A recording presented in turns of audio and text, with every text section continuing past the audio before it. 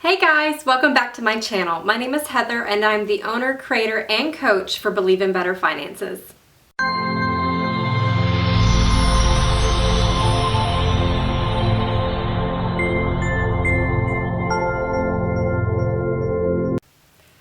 So first off, I just wanted to apologize and say hello again to all of you who have subscribed and follow my channel. I know it's probably been about 6 months since I've last posted a video, and I hate to say it's excuses. It's all been good excuses. It's just things that have gotten me really busy in life. I don't know if you can tell on screen, I've lost about 35 pounds. So beginning back in January of this year, I really made it a mission to focus my time and energy on myself. Not to sound selfish or self-absorbed, but I needed to kind of step back and change some things in my lifestyle to try to improve my overall health. And so I've been really focusing all of my extra energy and attention in the gym, cooking meals, growing grocery shopping, and just making sure that I'm coming prepared with a list of things to buy that are healthy, that's going to help aid me in my weight loss journey. And so anyways, between that, I've started 2 side businesses. So I've reactivated my real estate license, which maybe I can put some new videos out there if anybody's interested on financial tips related to real estate. And I've also started pet sitting on the side. So anybody that knows me well knows I'm passionate about 3 things: finances, anything real estate related, and I love animals. And so anytime I can make extra money doing something that I'm passionate about, then all the better. So that being said, I wanted to definitely film a video since it has been so long, and I've had a few people comment and send me messages saying, please post more videos. So today's topic, it's a heavy topic, and it's one of those that nobody really wants to talk about. But sadly, I've had a recent example that really put this financial topic back in the forefront of my mind, and the importance of needing to talk about it and making sure that any of you out there watching are covered. And the topic of that being life insurance. So, again, it's not something necessarily fun to talk about, but if you're a grown being, you need to have life insurance. To kind of step back, I'll give you a couple personal examples of some things that have happened in my family and just people fairly close that I know.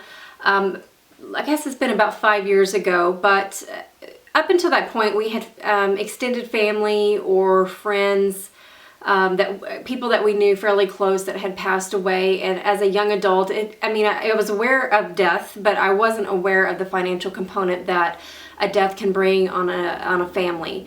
And like I said, about 5 years ago, my mother sadly experienced the loss of 2 of her siblings, both very unexpected. And they both happened within 6 months apart. So here is my elderly grandparents having to go through one of the most depressing times of their life of losing 2 of their 5 children. Losing them within 6 months of one another. And anyways, to make a long story short, my mom is one of 5 children, I guess the 3 remaining. She was one of the ones that lived in the area with my grandparents and was really the one to have to kind of step up and help my grown adult cousins cope with the death of their parents and the financial components of how to get their matters squared away.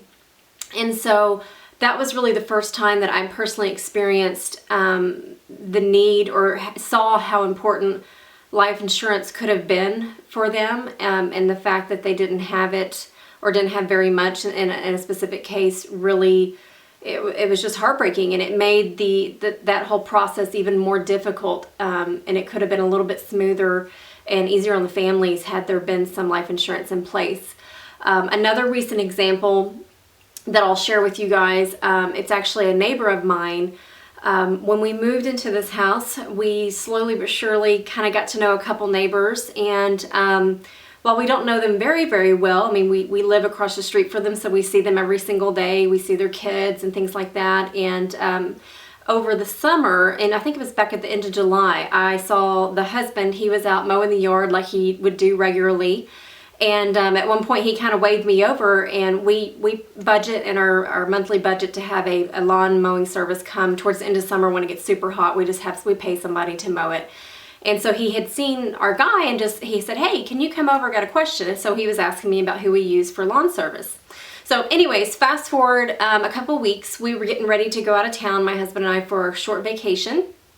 And I text his wife saying, hey, just to give you a heads up, we're going to be out of town for just a couple days. If you wouldn't mind just kind of keeping an eye on the house. If something looks out of the norm, just, give us a call or text me or something. And she had texted me back and said, oh, by the way, so-and-so, her husband was in the hospital and they were hoping that he would be released pretty soon. And so it was just kind of like, oh, wow, he was just out mowing the yard.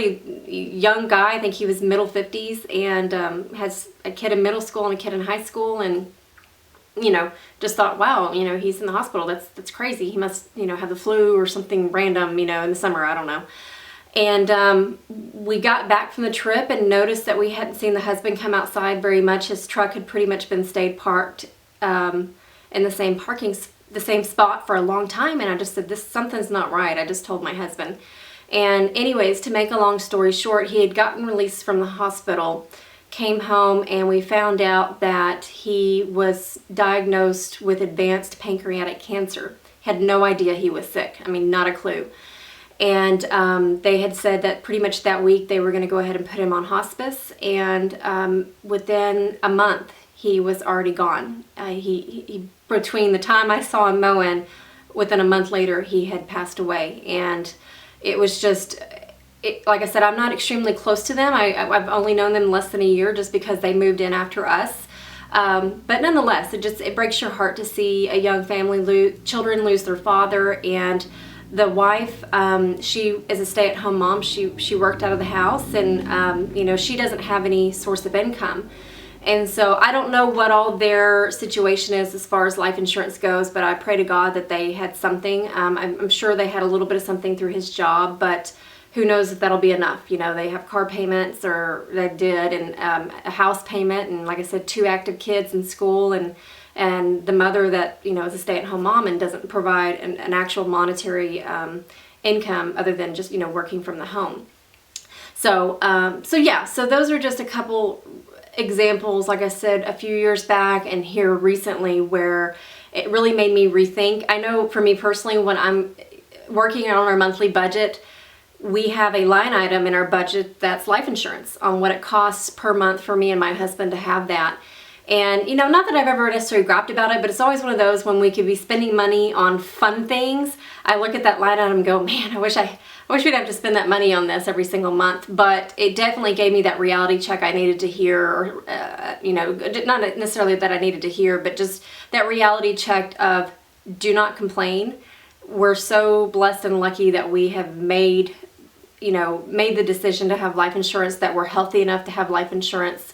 It's totally worth the cost, and it gives us peace of mind knowing that if something were to happen to my husband or I, or down the road when we have children, things, it'll be difficult enough to lose one another, but that financial component will make the whole process a lot easier on everybody by having that life insurance in place. So just wanted to kind of share that story. I'm sure all of you out there watching have something personal that you can relate, going, yeah, not having life insurance, it was difficult to try to figure out how to bury somebody unexpected, because usually deaths are unexpected. Very few times do you have a lot of advance notice to plan for things. And even then, funerals and just life is very expensive. So, couple things to keep in mind. One of the things that we decided, I was talking to some of my team members at work at my credit union, and we were talking about life insurance and a seminar that we were thinking about putting on, and they're like, you have extra life insurance outside of our employer? And I was like, yeah, absolutely. And I said, let me pose a question to you. So whoever you guys out there watching work for now, do you plan to work there the rest of your life? In my case, or in these day and age, it's very rare. I've been at my company for 12 years and I don't have any intention of leaving at this point. But at some point, you're probably going to get, you're probably going to leave, or you might get laid off, or whatever the reason. My HR professor at one point, she mentioned how as an employee, you always want to think of a job as you're just passing through, because for most people, you're only going to be there for a limited time. the jobs where you work 30 or 40, you work your entire life with one company is very rare nowadays. And so that brought up the point. Well, my employer, they give me 6 times my annual salary up to $250,000. So that is very, very generous, and I do know that compared to most employers. But again, if I were to quit and go somewhere else, I no longer have that benefit of that money for life insurance. I'd have to go work somewhere else and see if they offer life insurance, and who knows, maybe it's just 1 times my annual salary. In my husband's case, he's a fireman for a city, and he gets $50,000, I believe is what it was, if he passed away. So, in the grand scheme of things, in today's time, how far is $50,000 going to go? I mean, for a lot of people, that's like, wow, that's a lot of money. But by the time you pay for a funeral and just, paying off any last minute expenses, that's not enough to pay off your house or even probably pay off a vehicle in a lot of people's cases. So, it just makes sense to take out additional life insurance because it can be very cost effective to do so. So what we did was we decided, and a lot of the financial experts out there will tell you, is you want to have 10 times your annual salary. So just for simplicity purposes, say you make $50,000 a year. You want to have 10 times that. So you'd want to have at least $500,000 in life insurance. Now, another point, I was talking to a friend of mine. My friend was telling me about, the fact that she works from home and she doesn't provide an actual income to the household, but she takes care of the kids, cleans the house, does everything that you would do like a stay-at-home mom. But I told her, I said, now don't you think that if something were to happen to you, how important would it be for you to have life insurance? And I don't think it ever crossed her mind, because she keeps thinking of, well, since I don't have an actual job where I bring in a paycheck, why would I need life insurance? But the point that I made to her is, if I was your husband, I absolutely would want to have life insurance on you. And, she was kind of like, well, why? And I said, because he's going to have to go out and hire Mary Poppins to, in a way, replace all the things that you contribute to the household. Who's going to tutor the kids or help them with their homework while he's having to go off and work and bring in the income to keep the household running? Who's going to want to clean the house and do the laundry? He may have to pay to have somebody to pick up and drop off the kids to school. Anything, if he loses you as a spouse and he's still having to work and now play mommy and daddy, he's going to need even more help around the households. And, family may or may not be able to do that long term. So you've got to think about those things. It may be worth having life insurance on you for the fact that he could hire some house cleaners to come clean the house periodically, maybe help do laundry, maybe help, tutor your kids if they're struggling with something in school, mowing the yard. I mean, just anything like that where maybe he doesn't have time to do all those monotonous things because he's got a full-time job and is now having to cope with children who have lost a parent. So it's very, very important whether or not you bring a monetary income to the household or not. In my opinion, you need to think about, all the things that you do. If you were to pass away, could money help aid in replacing some of those tasks? So I said, I know in my case, we both work out in the public, but nonetheless, again, that money may go towards funding our kids' college or something if we haven't already had that time to put those steps in place. So there's always going to be a need for it, and it makes life a lot easier, obviously. So that being said, there's certain types of life insurances out there, and while I am not an insurance agent expert at all, I have done my own research in depth before we bought our insurance policies and learned a little bit about it. So I guess I will tell you, if I could recommend any type of insurance, it would probably be term life insurance. I've researched and I've read a lot of really negative things regarding whole life insurance, which might be called cash value or universal life. I won't spend a lot of time in this video to go into those specific details, but I will put in the description box below a couple links as to the differences and why you might want to go with one or the other. I will just tell you the coverage amount that my husband and I have is a pretty high dollar amount. I mean, if it's something happened to one of us, It would be enough to pay off our mortgage. It would be enough to fund our kids' college fund, bury me or bury him, and probably have some left over. I mean, it's one of those, we want to make sure everything's paid off to where we can just carry on with our life and move forward. So that being said, we have our term life policies, and we got them in our late 20s, I think around 26, 27, 30-year policy. And for me, it's $46 a month.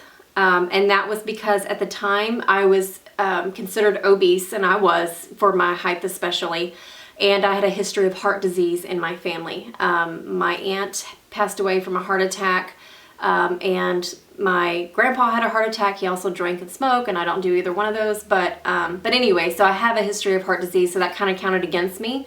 My husband's policy, he's got a pretty, knock on wood, healthy family overall as far as his family history.